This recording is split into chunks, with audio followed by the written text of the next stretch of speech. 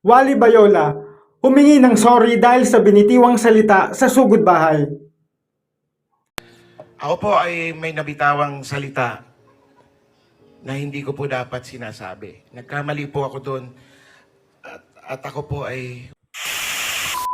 Masaya at puno ng buhay ang nangyaring sugod bahay nitong August 10. Nagatid sila ng kasiyahan sa barangay na kanilang pinuntahan. Subalit na bahira ng kontrobersiya at batikos, umani rin ng mga pambabash mula sa mga netizen, lalo na sa mga bumabato sa EAT ng TV5.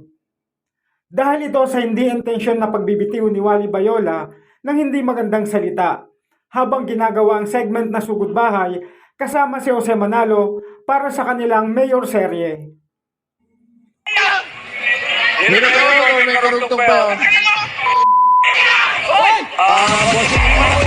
Bagamat off-screen si Wally Bayola, ay narinig pa rin ang kanyang di magandang sinabi at pinatotohanan ito ng mga nasa lugar ng sugod bahay. Dahil nga sa pangyayaring ito, ay agad na nabash si Wally Bayola, maraming nagkomento sa live ng EAT sa Facebook at YouTube. May mga panawagan din na dapat ay pakialaman ito ng MTRCB dahil hindi mabuting halimbawa ang ginawa ni Wally Bayola. Kaya naman sa naging programa ng EAT nitong August 11, araw ng Biyernes, bago ipagpatuloy ang segment na sugod bahay, ay humingi ng dispensa at inamin ni Wally Bayola ang kanyang nagawang pagkakamali. Panoorin po natin to. Mahalagang bagay na sasabihin sa inyo. Kasi po, marami po akong narinig o marami akong nabasa online. At marami rin po mga tumawag sa akin tungkol dito. Naniniwala po kami, kasi po meron po tayo mga ganitong bagay, bagamat hindi naman po namin ito sinasadya. Pero kailangan po natin itong ayusin. Kaya naman po nandito kami ngayon para ituwid po natin yung nagawang hindi na nagustuhan o narinig ng bawat isa sa atin. Kaya kinig. At hindi lang yan, magpapakumbaba po. Yun ang pinaka-importante, yung magpakumbaba po tayo. Bagamat hindi naman natin sinasandya ang mga bagay na to. At yung kasama natin isang gabar guard na kapagsalita na hindi rin naman niya ito sinasadya. Gabar guards!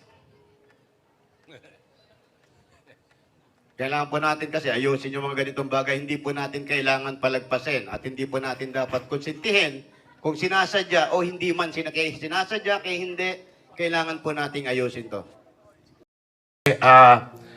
Ako po ay may nabitawang salita na hindi ko po dapat sinasabi. Nagkamali po ako doon at ako po ay humingi ng inyong paumanhin at pag-unawa ninyong lahat. Pasensya na po at pasensya na po sa lahat. Maganda yung gano'n, hindi tayo nagmamatigasan, hindi tayo natin kailangan na, ay wala, hindi ko sadya, hindi ko mali, pero importante yung humingi tayo ng kapatawaran. Muli po, nandito po kami para humingi ng dispensa sa inyo at makakaasa po kayo na hindi na po mauulit ang mga bagay na to. Thank you, thank you. Maraming salamat po. Bossing. Salamat din kay Wally at humingi ng paumanhin, pagtanggap ng pagkakamali.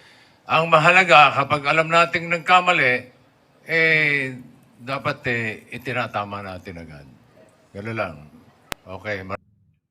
May mga pagkakataon na dahil sa labis na kasiyahan, galit man o kalungkutan, ay nakapagbibitiw ang tao ng hindi maganda. Hindi nila nagagawang kontrolin ang kanilang sarili. Gayunpaman, ang mahalaga rito ay ang ginawang pag-amin sa kasalanan at paghingi ng paumanhin. Dahil lahat naman tayo ay nakagagawa ng pagkakamali, intentional man ito o hindi. Kaya wag na lang itong palakihin pa. Umamin na ang nagkamali at humingi ng kapatawaran. Kaya magsilbing aral ito at paalala upang sa mga susunod ay maging maingat tayo at gawin ang lahat ng nasa kaayusan habang naghahatid ng kasiyahan.